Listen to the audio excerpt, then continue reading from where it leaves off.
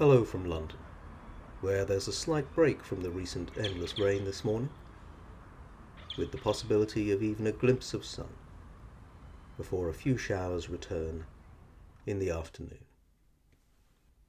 He keepeth the paths of judgment, and preserveth the way of his saints. Proverbs chapter 2, verse 8.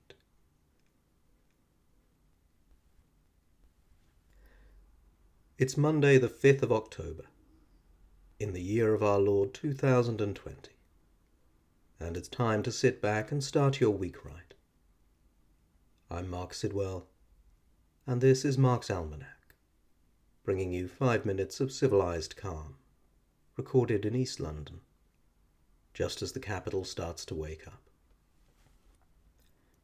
To the King's house, and there, going in, met with Nip, and she took us up into the tiring rooms, and to the women's shift, where Nell Gwynn was dressing herself, and was all unready and is very pretty, prettier than I thought, and then below into the scene room, and there sat down, and she gave us fruit, and here I read the cues to Nip while she answered me through all her part in Flora's Vagaries, which was acted today. Oh, but Lord, to see how they were both painted would make a man mad, and did make me loathe them. And what base company of men comes among them, and how lewdly they talk, and how poor the men are in clothes, and yet what a show they make on the stage by candlelight is very observable.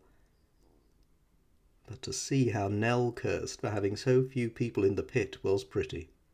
The other house carrying away all the people at the new play, and is said nowadays to have generally most company as being better players. By and by into the pit, and there saw the play, which is pretty good. For anyone nostalgic for a trip to the theatre, that's a description of life backstage in London's theatre scene from the diary of Samuel Pepys, from this day in 1667. On this day in 1919, Donald Pleasence was born in Worksop, the son of a stationmaster. Determined to follow his dream as an actor from a young age, Pleasence is remembered for his iconic portrayal of the villainous Ernst Stavro Blofeld in the James Bond franchise, and as the psychiatrist Dr. Loomis in the Halloween films. Also, 90 years ago today, on this day in 1930, the airship R101 tragically crashed in France, ending British airship development and killing 48, including the Air Minister. One of two rival designs, the R101 was nicknamed the Socialist, as it was government-backed. Its rival, the privately run Capitalist, was cancelled in the aftermath. The tragedy was recently memorialised by the band Iron Maiden in an 18-minute ballad, Empire of the Clouds.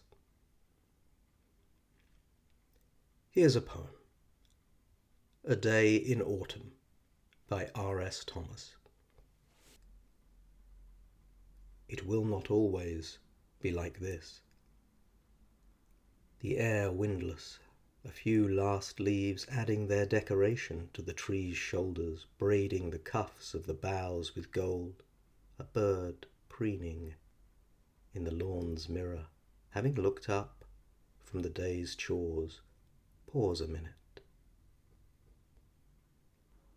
Let the mind take its photograph of the bright scene, something to wear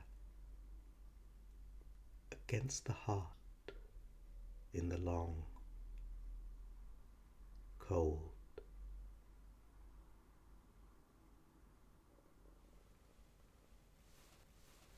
That's almost all for today. I'll be back next week. And don't forget, you can sign up for emails with show notes and links whenever a new episode goes live at marksalmanac.substack.com. And remember, that's Mark with a C. And if you need some music to wake you up for the week ahead, how about the late great John Prine singing Christmas in Prison? Wait a while, eternity. Old Mother Nature's got nothing on me. Until next week, stay civilized, keep calm, and please keep washing your hands. Have a lovely day.